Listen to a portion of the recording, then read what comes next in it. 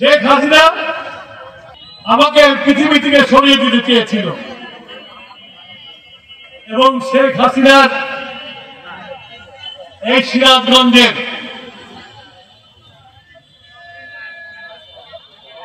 অত্যাচারকারী, নিপীড়নকারী, দুর্নীতিবাদ, দেশের সম্পদ লুটকারী সবাই মিলে চেয়েছিল টুকু যেন আর জীবিত না থাকে। কিন্তু আগেই বলেছি, রাখে আল্লাহ মালেকে। আমিও নিজেও চিন্তা করতে পারি নাই যে আমি আপনাদের মাঝে এসে বক্তৃতা দিতে পারবো। আমি ভেবেছি আমার বন্ধু সাদেক হোসেন খোকা যেমন বিদেশে চলে যেয়ে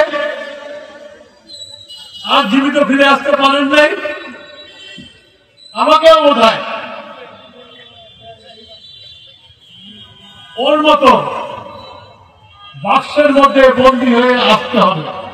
এই আওয়ামী লীগের নির্যাতনে বাক্সাল কায়েম করার পরে যখন সপরিবারে শেখ মুজিব হত্যা হলো,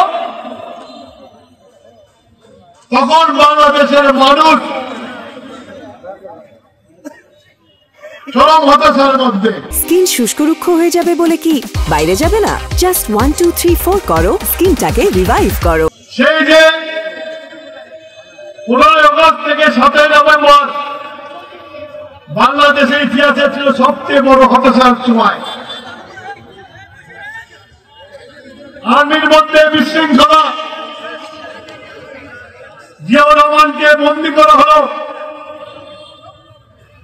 এই 7 নভেম্বরে জিয়াউর রহমানকে সিপাহী জনতা মিলে বন্দীদশা থেকে মুক্ত করে দিয়েছে বাংলাদেশের মস্তকে বসানো। মানুষ আবার আশ্রয় পেল, আশ্বাসের জায়গা পেল এবং জিয়াউর রহমান এদেশের রাষ্ট্রপতি হল। আজকে জিয়াউর রহমান এসে সবাইকে রাজনীতি করার সুযোগ দিয়েছিল। এমনকি আজকের যে দলটি গতকালকে ঢাকার লক্ষ লোকের সমাগম করবে বলে 7-8 দল একসাথে হয়ে দেখা গেল লক্ষে মানুষ পৌঁছে নাই, কিন্তু ভাষণ যা দিয়েছে মনে হলো তারা মনে হয় বাংলাদেশের তখ্তে বসে গেছে। তারা একদিকে বলে আমরা নির্বাচন করব না, নির্বাচনে গণভোট চাই। আমার সিরাজগঞ্জের ভাই বোনের এখানে বসে আছেন, গণভোট কেন আপনারা কি জানেন? বোঝেন? সনদ বোঝেন? ওইটা নাকি সনদ, আর সনদের উপরে গণভোট করতে হবে।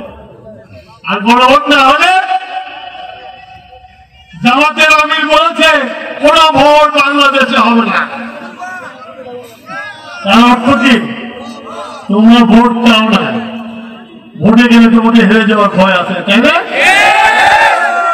জামাত যারা করে তারা মুসলমান, আমরা যারা মুসলমান জামাত করি আমরা কি মুসলমান না?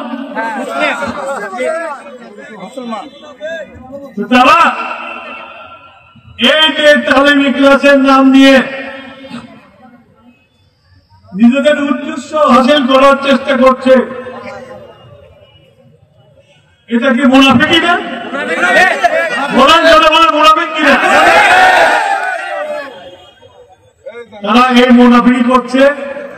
তাই আমি আমার এখানে ভাইদের কাছে বলবো এবং যারা বোনেরা তাদের বলবো, মা বোনদের বুঝাবেন। কি বুঝাবেন মা বোনদেরকে? যে জামাত নাকি রসুলের পথে চলে, যারা রসুলকে বলে রসুলের মনে পাপ ছিল তারা কি রসুলের পথ চলে? আমি বলতে চাই ইসলাম কায়েম করার জন্য তোমাদের প্রয়োজন নাই।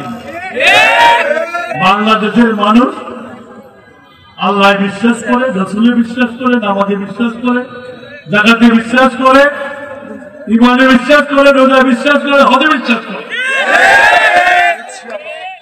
আজকে আপনাদের কাছে এইটুকু আবেদন থাকলো,